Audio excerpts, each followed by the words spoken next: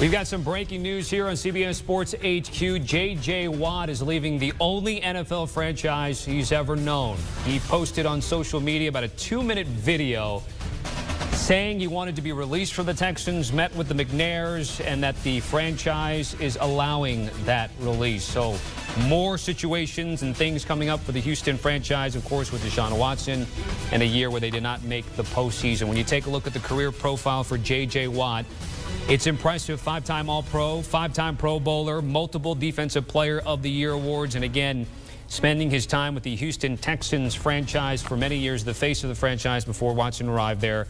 But that will no longer be the case. All right, we've got Pete Prisco here to talk about J.J. Watt. What do you think, Pete? What are your thoughts here? Well, it's a good move for both sides. I think the Texans are clearly in a mode where they're going to have to rebuild and try and get better with younger players. And ideally, that's building around Deshaun Watson. And J.J. Watt didn't want to be a part of that. He wants to play for a contender. I get it. I understand that. And it makes sense from both the standpoint of the team, allowing an older player to go somewhere else, and also from his standpoint because he wants to go play for a contender. All right, I do want to get to the Texans in a bit, but let me just talk about J.J. Watt since he posted that social media video. I mentioned the accolades. That came 6-7 years ago, the early 2010s here, Pete. What type of player is J.J. Watt, and what can he bring to a contending team? Well, he's still a darn good player. He's not what he used to be. J.J. Watt was the best defensive player in the league for a period of time, and he's not that anymore. But he's still a disruptive player. He's still a good guy to have around the locker room. And I think for a contender, he's the type of player you want to bring in. You're not going to get 5 years out of him, but you could probably get 3.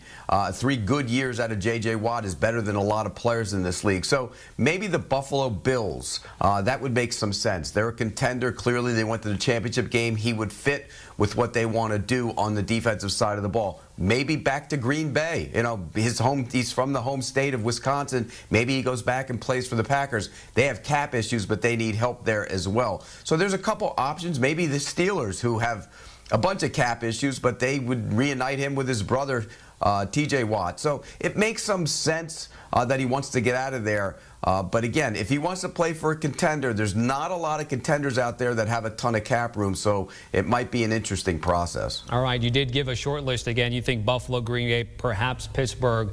Your initial thoughts here with the news with J.J. Watt. All right, let's go over to the Houston Texans side. Where does this leave Houston? You touched on it briefly, but where do they go from here? Well, they're in rebuild mode, and people say, well, if they are in that, get rid of the quarterback and get picks and assets. I don't buy that.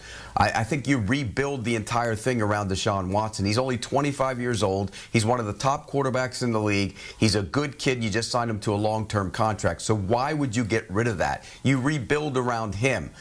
You do, a lot of things to improve the roster, the offensive line, the pass rush, the secondary. But you build it around Deshaun Watson. You don't get rid of him, get assets, and start all over again and hope your quarterback gets to that level. I think this is a situation where you say, if you're Nick Caserio, you say, hey, look, I want Deshaun Watson as my quarterback, and then we will build around him. All right, Pete, I've been told that we do have a snippet of J.J. Watt's video here. I'm going to play it first, and again, get your thoughts real quickly. Let's play it right now.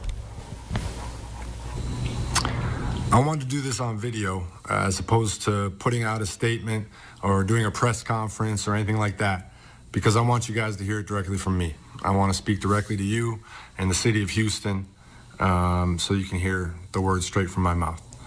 I have sat down with the McNair family and I have asked them for my release, and we have mutually agreed to part ways at this time.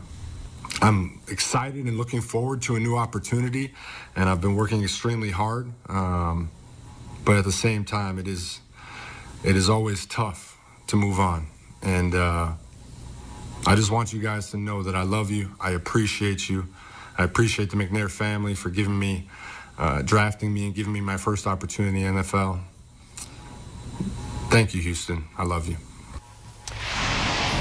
Pete, you just heard it there. It's interesting, and you're the perfect guy to ask about this, too. It's just usually we have the quarterbacks with this much clout right now, but J.J. Watt, and again, the accolades and all the accomplishments for him, how is he viewed league-wide as a player? Oh, an all-time great. I mean, he's on his way to Canton in terms of what he did on the football field. And I think if you ask most people, many people in Houston, he's been one of the great players in that franchise history, not just on the field, but off the field. Remember when they had the Hurricanes hit there, he was a big part of the relief effort. He's done a lot of stuff off the field in terms of the charity that he does. And if you want an NFL player, when you put him in the mold, you say, okay, give me this guy, this guy, this guy. You want a guy who's hardworking, which he is. His workouts, off-season workouts, are legendary. I once told him I wanted to come up there and spend the time with him to work out with him, and he said, you won't make it. And I said, probably not, but I still wanted to do the story. Then you get to a guy who does a lot in the community. That's J.J. Watt. Then you get to a great player and a great teammate. That's J.J. Watt. So I think he fits everything. He did everything the right way for the Houston Texans, and whatever team he's going to join, he will do it the right way for them. So if it's a contender, I get it. He also wouldn't be a bad guy to bring in for a team that's building to something, that wants to get a veteran in there and have a chance to let his work ethic and everything else kind of bleed over to the rest of the team, not unlike what the Bucs did with Tom Brady. All right, you mentioned the off-the-field efforts there. I think $40 million is what he was able to raise there. One more thing, Pete. Lastly here, from a Deshaun Watson perspective there, does this change anything for what he would do if you're thinking for his camp and what's being viewed right now in Houston? Well, you got to remember, Deshaun Watson just signed that contract about 6 months ago, or less than 6 months ago. So it's a different situation. He's a younger player. He's the franchise quarterback. I don't see it being in the same category. J.J. Watt's an older player coming to the end of his career. Deshaun Watson is the Houston Texans franchise. So if I'm the Texans, I'm not trading him. I'm not listening to calls to trade him. And if you're Deshaun Watson, what are you going to do? You're going to sit out? Okay, that's your option. I doubt he does because he needs to play. And if he retires, which some people have speculated, I don't believe that at all, then he'd have to pay back $21 million. I don't see that happening. So in my mind, Deshaun Watson will be the guy that the Texans rebuild around, and he's the guy they should rebuild around. Pete Prisco with the breaking news. Pete, certainly appreciate it again. J.J. Watt there these times, 10 years with the Houston Texans. They're looking for a new team with the news there that he wants out and that the Texans are allowing him to leave town and find a new place to go. Players to win NFL Defensive Player of the Year 3 times. It's J.J. Watt, Aaron Donald, and a great Lawrence Taylor. Much more coming up on the breaking news with our insider, Jonathan Jones, after the break. All right, let's bring in our Jonathan Jones and talk more about J.J. Watt. It seems like Houston, they can't hold on to their stars, not just in the NFL, but across the landscape here. Your reaction to this becoming an end of an era for J.J. Watt in Houston? Yeah, not surprised that he's not going to be a Houston Texan in 2021 or beyond. I think that writing has really been on the wall now for a while, especially considering that he only had 1 year left on his historic deal from all those years ago. And listen, the way that the Texans handled it, I can look at it one of two ways. On one hand, you have a guy who was Sportsman of the Year, the Houstonian of the Year. Pete talked about it earlier, but his efforts during the historic flooding and the hurricanes there, what he was able to do for that city when they really needed it. Yeah, he deserves to really kind of call his shot there in Houston. And if he wants out and Houston understands that they're not going to keep him around this season, that okay, let's go ahead and mutually decide to part ways early in this offseason. Let's not drag it out. You deserve your flowers and your roses. On the other side, though, what you have is a Houston Texans organization led by Cal McNair, the owner, and general manager Nick Caserio, and character coach turned shaman turned Svengali, Jack Easterby, who they say about Deshaun Watson, hey, we're going to do what's best for the Houston Texans organization, and what is best for us is keeping our 25-year-old franchise quarterback and not even picking up the phone when teams are calling to try to trade for him. Well, what would be best for the Houston Texans would be to get some sort of trade compensation for J.J. Watt, a guy who, yeah, okay, he's owed $17 or so million in 2021. Would a team be willing to take that on? I'm not sure, but you could go out there and say, hey, who wants J.J. Watt? Because, again, we all understand that he's not going to be a Houston Texan in 2021. So if they're going to say we're going to do what's in the best interest of the Houston Texans franchise, this releasing him, as nice as it is, as mutual as it is, as they can let him post the video on his Twitter and social media channels and break his own news, it's not what's in the best interest of the Houston Texans. It's not what makes them a better team, and that's the exact same logic and reasoning that they're using for holding Deshaun Watson hostage. Let's break the two sides down here, starting with J.J. Watt. We'll get to Houston in a second. You talked about a little bit there, but looking at J.J. Watt, 31 years of age. Of course, the numbers he put up was early in his career, but now still, when he's healthy, can be one of the best players out there. What type of player would an organization get from J.J. Adding him to his team next season? Well, I think that he needs to go somewhere where they have a blue chip pass rusher on the other side. You know, his best days are behind him, and his best days were better than just about any other pass rusher that we've seen since the turn of the century. So when I say his best days are behind him, I don't think that he's going to be in the running for Defensive Player of the Year anymore.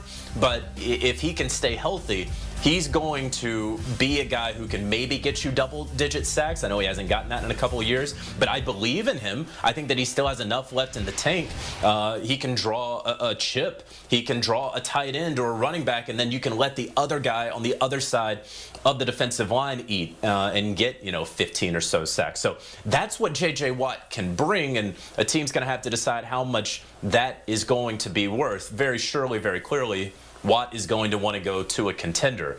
And so, yeah, I think that we're all looking at Pittsburgh and him, of course, teaming up with his brother, a Defensive Player of the Year candidate in his own right.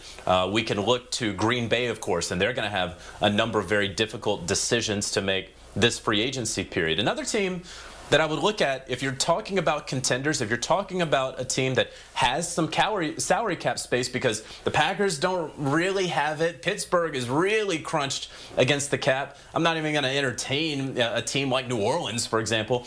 Look at the Cleveland Browns. This is a team that, they have somewhere around $20 to $25 million in salary cap space. Olivier Vernon is going to be a free agent. They have Myles Garrett. They locked him up to that long-term deal. I talked about a blue-chip pass rusher on the other side. You have a team in the Cleveland Browns, atop the AFC, needing to make a splash, needing to get over that Kansas City hump. And so what did we just see in the Super Bowl? Well, we saw two dynamic pass rushers in Shaq Barrett and JPP, and, of course, the interior pressure getting after Patrick Mahomes, making him run and scramble for 500 yards before he threw the football.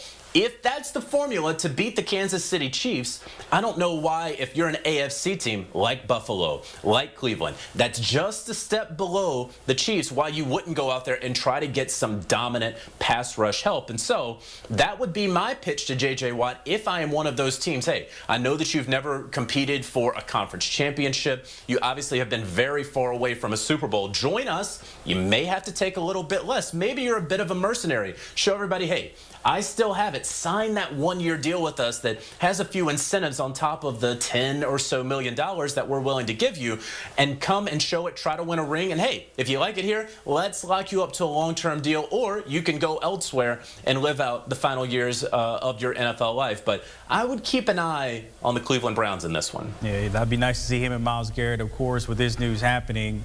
Buccaneers fans already saying come to Tampa Bay, most likely not having. They have a long list of free agents to tend to. But looking at Houston, you already touched on it. You talked about J.J. He was a cornerstone there. You got another one, Deshaun Watson. He wants out. From his perspective, it's like, wait a minute. What happened? I asked weeks ago, and you grant this guy, what type of message does this send to other guys on the team, in the organization, that Deshaun wants out, but J.J. got out first? What type of message is that? Well, listen, the rules are going to be different for a guy like J.J. Watt. Again, you really cannot underemphasize or overemphasize what he did for that community during those very, very difficult times for people on extremely personal levels. And so he did earn a lot of capital here. That's not at all to, minimize the work that Deshaun Watson does and will continue to do in that community. It's ample, and there's no question at all about it. But JJ, having been there for a decade, and what he did really at a historic level, Walter Payton Man of the Year, and many other accolades to his name, he can kind of call the shots on this one. And again, we all knew that he wasn't going to be there in 2021, and so if the Texans want to release him, then okay. Now, Brandon, you ask about what Deshaun Watson must be thinking. Well, the fact is the Houston Texans, again, are not picking up the phone. Teams are very interested, very willing to trade for Deshaun Watson. We're talking 3 or 4 first-round picks or something that equals that, whether it's 2 first-round picks and another player or 2 that comp as first-rounders. But the Texans aren't picking up the phone. Would that be enough? I get asked that question a lot. I don't know, because the Texans are not showing their cards. They're not saying what would be enough in order to trade for Deshaun. Deshaun Watson has taken his final snap with the Houston Texans. He will not be a Houston Texan in 2021. I understand people saying, hey, he's a fantastic franchise quarterback and he's under contract. And what's he going to do? He's going to sit out? He's done the calculations. He and his camp have done the calculations. He won't play for the Houston Texans. And so I find it futile to even consider how much he's going to be fined at training camp, or what happens if he sits out week 1, or even the idea that he may retire. He's not going to play for them, and at some point the Houston Texans organization will realize that what is in the best interest of the Houston Texans is to deal Deshaun Watson, but they're being stubborn right now and they've dug their heels in. They will not pick up the phone, and so he's not going to get dealt anytime soon.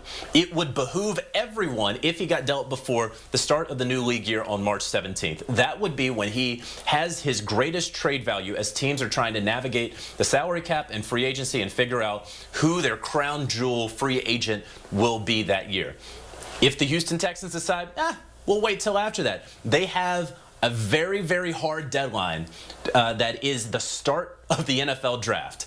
But once we get past the first round of the NFL draft there in late April, they've really lost a ton of value that they could get for Deshaun Watson. Frankly, it would not make a lot of sense for them to wait. However, if you are a bad organization, if you are one that is ran so poorly that you have dealt an all-pro wide receiver in DeAndre Hopkins, if you are so poorly ran that you released J.J. Watt when you could have gotten some trade compensation, then I would also believe that you are such a poor organization that you would be willing to let the great value of Deshaun Watson diminish and wither away, die on the vine, if you will, just because of some sort of hubris that you have that you should have ushered out the door long ago. That's what the Houston Texans, led by Cal McNair, the owner, that's what they are. They're a very bad organization. We've seen it throughout the years in the NFL. Doesn't happen very often, but boy, it's really hard to watch this